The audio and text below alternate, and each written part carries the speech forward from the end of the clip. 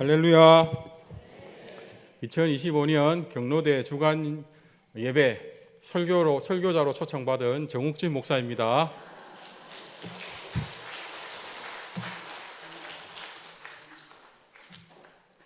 축복송도 안 해주고 꽃도 안 주지만 그래도 오늘 참 뜻깊은 귀한 예배의 자리라고 생각해서 스스로 제가 소개를 했습니다. 오늘은 어버이 주일입니다.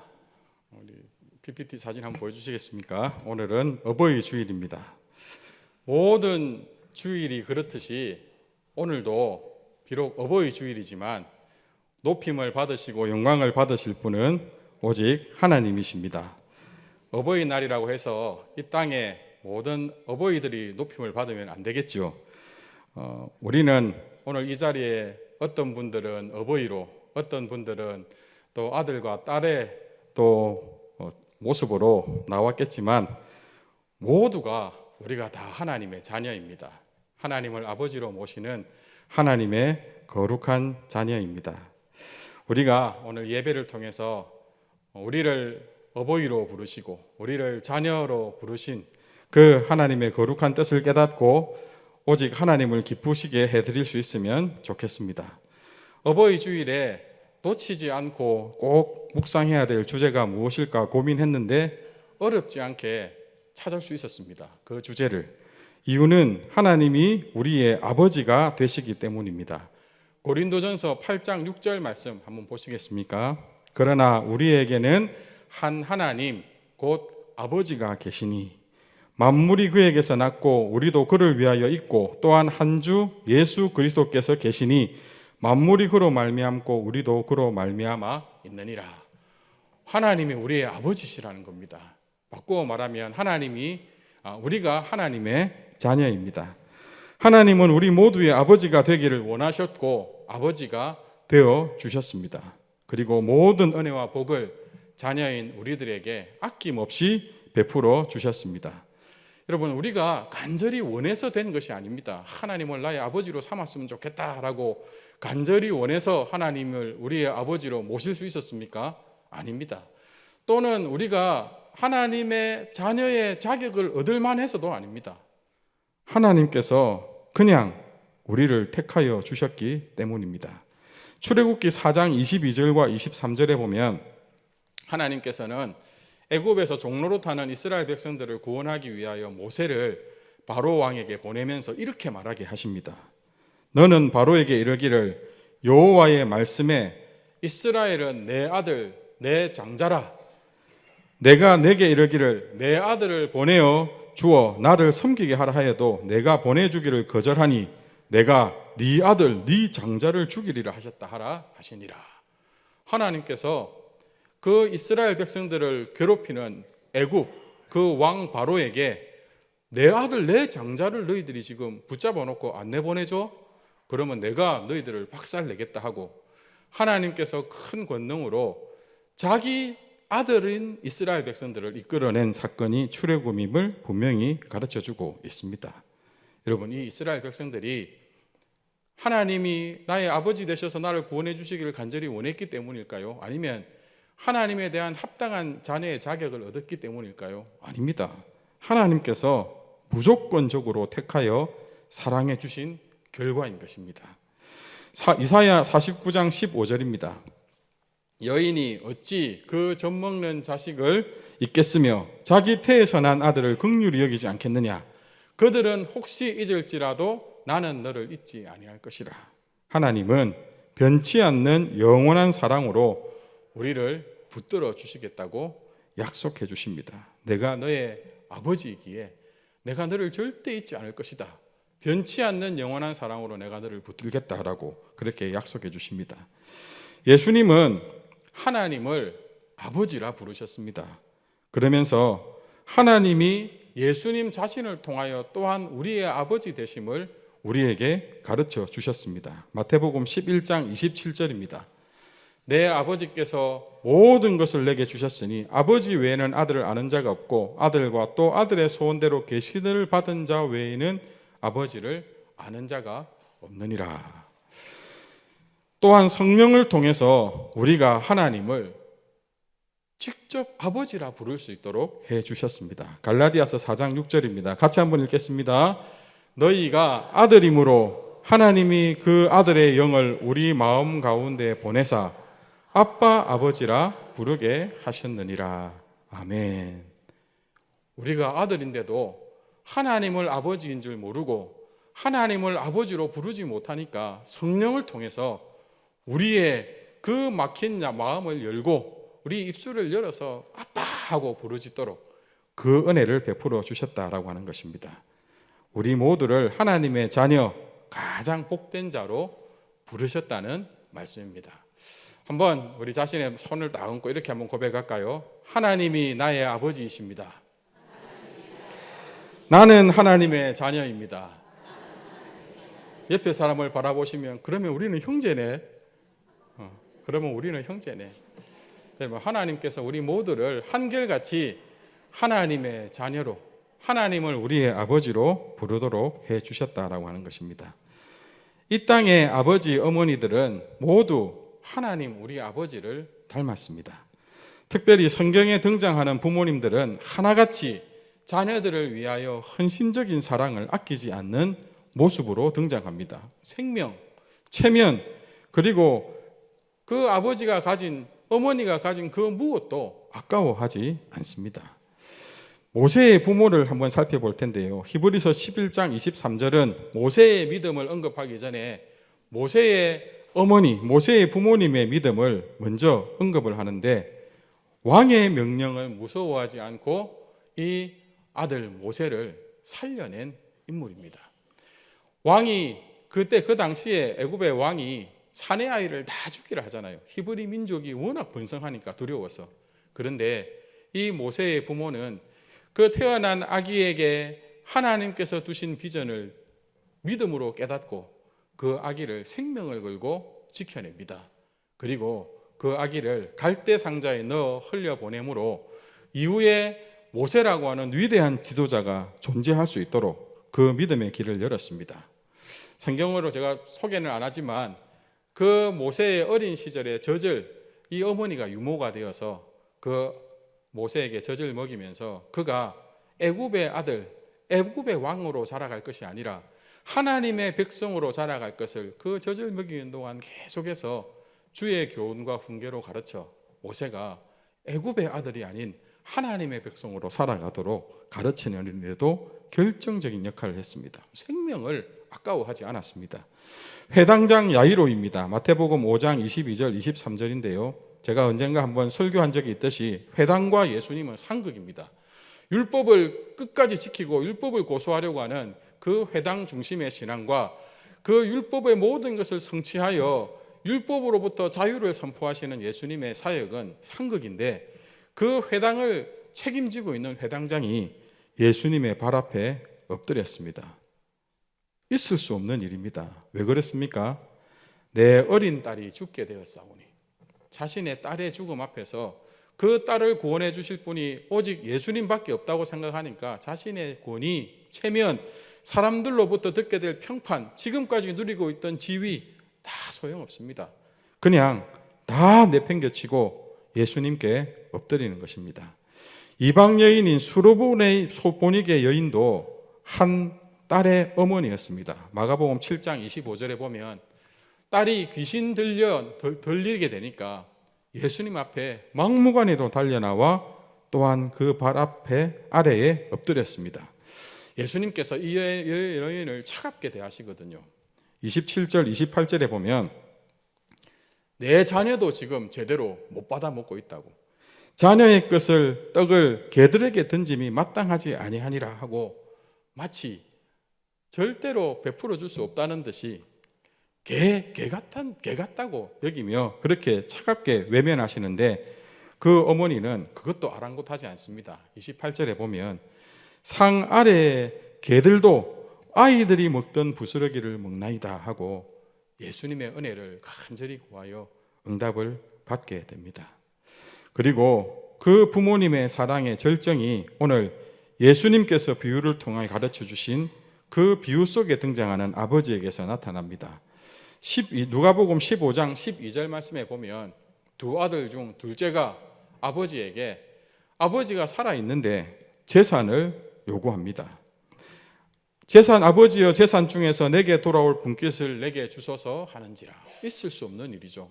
아버지 유산 미리 주시면 안 돼요. 이 말은 아버지가 죽기를 바란다는 것이고, 오늘 우리 시대에도 용납이 안 되는데 이 당시에는 정말 패역한 아들의 모습이었습니다. 그런데 아버지가 그 패역한 아들의 요구를 참고 그 아들의 요구대로 재산을 내어줍니다. 여러분, 아버지가 힘이 없고 권위가 없어서가 아닙니다. 이 당시에 아들의 패역함을 동네에 알리기만 해도 동네 사람들은 그 아들을 돌로 쳐 죽일 수 있었습니다. 이것이 율법이 정한 일이고 그 아들에 대한 마땅한 판결이었습니다. 그러나 아버지는 아들을 참고 기다립니다. 아들이 마음으로 진심으로 깨닫고 그 마음이 아버지께로 돌아오기를, 그리고 재산을 가지고 떠나간 아들을 마냥 기다립니다. 20절입니다. 그 아들이 멀리 아버지의 재산을 가지고 멀리 나갔다가 다 탕진하고 방탕한 모습으로 돌아올 때의 장면입니다. 이에 일어나서 아버지께로 돌아가니라. 아직도 거리가 먼데 아버지가 그를 보고 측은히 여겨 달려가 목을 안고 입을 맞추니, 아들이 더 이상 갈 곳도 없고 살아갈 길이 막막하니까 아버지의 집에서 그냥 품삯을 받는 종으로라도 나 좀 살려달라고 해야 되겠다 하고 터덜터덜 아버지의 집으로 돌아가는데, 먼 거리에서 사람을 알아볼까 말까 하는 거리에서 아버지가 그를 보고 달려가 부둥켜 안습니다. 아버지가 아들을 보고 달려가 안고 입을 맞춥니다. 거리가 먼데 아버지가 어떻게 알아보고 달려갈 수 있었을까요? 아버지는 떠나간 아들을 날마다 기다렸다는 겁니다. 아들이 어떠한 모습으로 돌아올지 알고 그 아들을 날마다 기다리고 있었다라고 하는 것입니다. 자식은 죄인이라고 더 이상 아들의 자격은 없으니 아버지 집에 종 중 하나가 되게 해달라고, 하인이 되게 해달라고 그렇게 아버지에게 죄를 고백하며 아버지에게 요청하는데, 아버지는 그 아들의 말은 아랑곳하지 않고 22절과 23절에 종들에게 이런 명령을 내립니다. 같이 한번 읽겠습니다. 아버지는 종들에게 이르되 제일 좋은 옷을 내어다가 입히고 손에 가락지를 끼우고 발에 신을 신기라. 그리고 살진 송아리질을 끌어다가 잡으라. 우리가 먹고 즐기자. 무슨 말입니까? 모든 종들에게 선포하는 것입니다. 이는 내 아들이다. 아무도 무시하지 말고, 아무도 이 아들의 지난 날을 탓하지 말고 나를 대하듯 그를 인정하라. 그리고 마을 잔치를 벌립니다. 내 아들이 돌아왔다. 그는 변함없이 내 아들이다. 내가 가장 사랑하고 나의 모든 권위를 다 물려받을 내 아들이다. 온 마을에 선포하는 것입니다. 돌아온 둘째 아들, 아버지의 재산을 탕진하고 가정에 큰 슬픔을 안겼던 이 둘째 아들이 돌아왔다고 잔치하는 아버지 때문에 큰 아들이 못마땅하게 여깁니다. 그렇게 맏아들이 불뚝에서 잔치자리에 들어가지 않고 버티고 있을 때 아버지는 또다시 그 맏아들에게 나아가 이렇게 붙들며 다독거립니다. 31절 32절입니다. 같이 한번 읽겠습니다.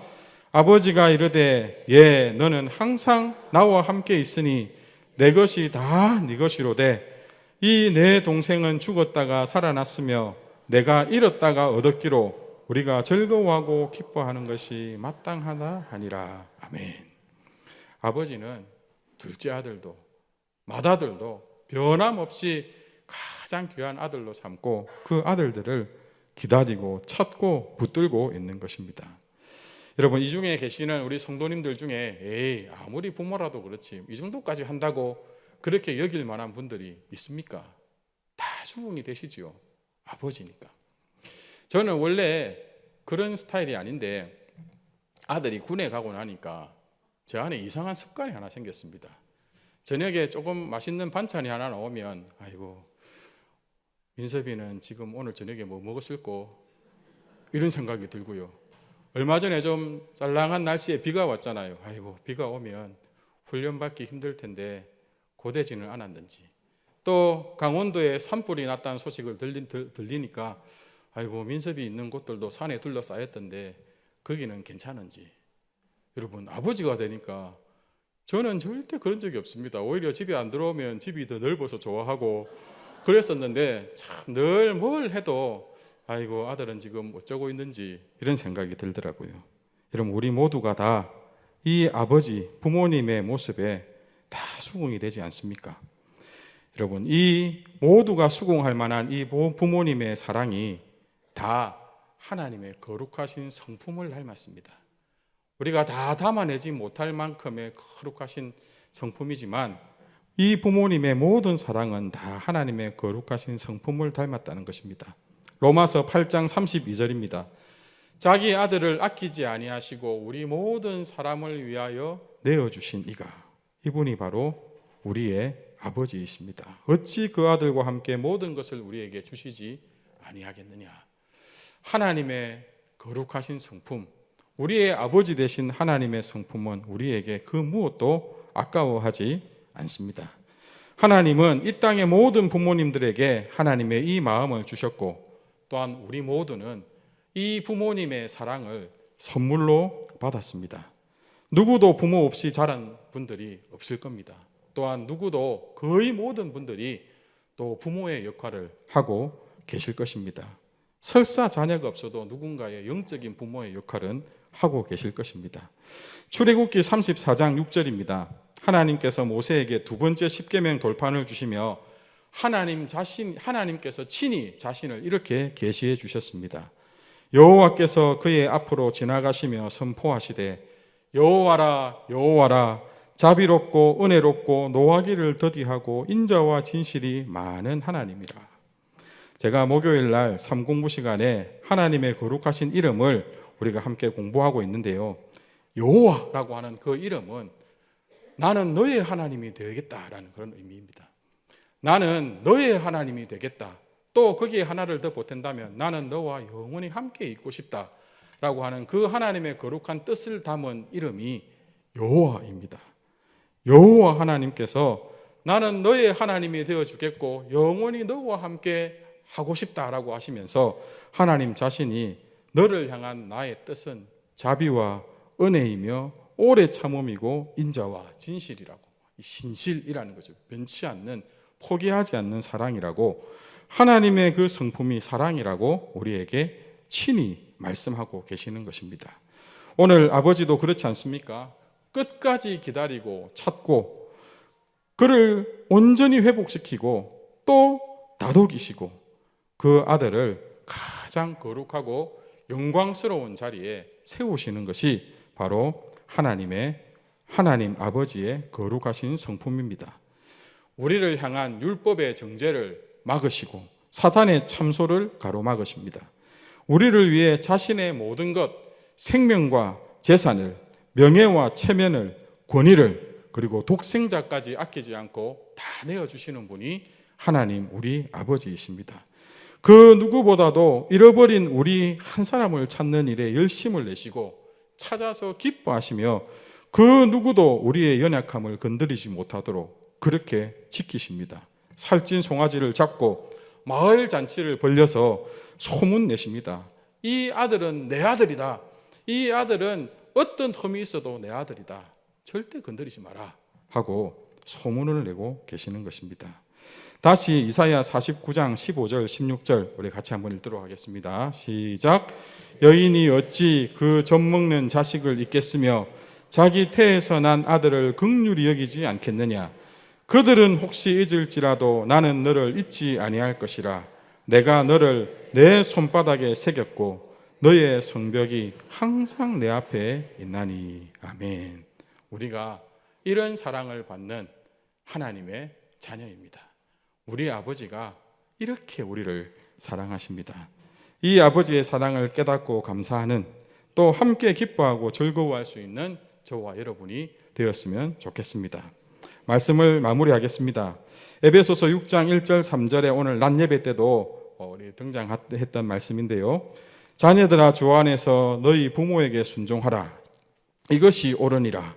내 아버지와 어머니를 공경하라. 이것은 약속이 있는 첫 계명이니 이로써 내가 잘되고 땅에서 장수하리라. 하나님의 거룩한 성품을 닮은 그 부모님께 자녀들은 순종하고 공경하라는 말씀이죠. 그것이 마땅하다고 하시는 것입니다. 그런데 그 마땅한 일에 하나님께서 친히 약속을 하시며 하나님께서 갚아주겠다라고 말씀하십니다. 왜 그럴까요? 하나님은 그 부모님과 자식의 관계 안에서 이 거룩하신 하나님의 뜻을 우리 가운데 드러내시기 원합니다. 하나님의 거룩한 뜻이 바로 이것이기 때문입니다. 하나님이 지금도 우리에게서 찾고 싶어 하시는 그 기쁨의 이유가 이것이기 때문입니다. 우리는 어버이로서 온 힘을 다해 자녀를 사랑함으로 하나님의 사랑을 보여주게 됩니다. 또 부모님의 사랑에 감사하여 정성을 다해 부모님을 섬김으로 그 하나님의 은혜에 감사하게 되는 것입니다. 부모와 자녀가 모두 사랑으로 그 사랑 안에서 하나님을 풍성히 누리게 됩니다. 부모님의 사랑을 받음으로 하나님의 사랑을 깨닫고 누리게 하시며 우리가 부모가 되어 자녀들을 사랑함으로 더 크고 깊은 하나님의 사랑을 알아가게 하십니다. 그렇죠. 자녀가 되어서 부모님의 사랑을 받는 것보다 부모가 되어서 자녀를 한번 마음에 품게 되니까 그 사랑이 얼마나 더 큰 위대한 사랑인지 우리가 더 깊이 깨달아가게 되죠. 오늘 어버이 주일을 맞이해서 어버이로서 더 사랑하지 못한 것, 하나님의 사랑을 흘려보내야 되는 책임이 있는 우리가 더 사랑하지 못한 것을 하나님 앞에서 회개하고 더 사랑하기를 결단하는 어버이가 되었으면 좋겠습니다. 또 마땅히 감사해야 할 그 아버지의 사랑, 부모님의 사랑에 감사하지 못한, 더 기쁘게 섬기지 못한 것을 회개하고 감사함으로 더욱 전심으로 섬겨드릴 것을 다짐하는 저와 여러분이 되었으면 좋겠습니다. 그리하여 우리 모두가 하나님의 사랑으로 충만하여 더욱 감사가 넘치는 자들, 또 그러한 우리 부곡중앙교회 성도님들의 가정이 되기를 말씀으로 축복합니다.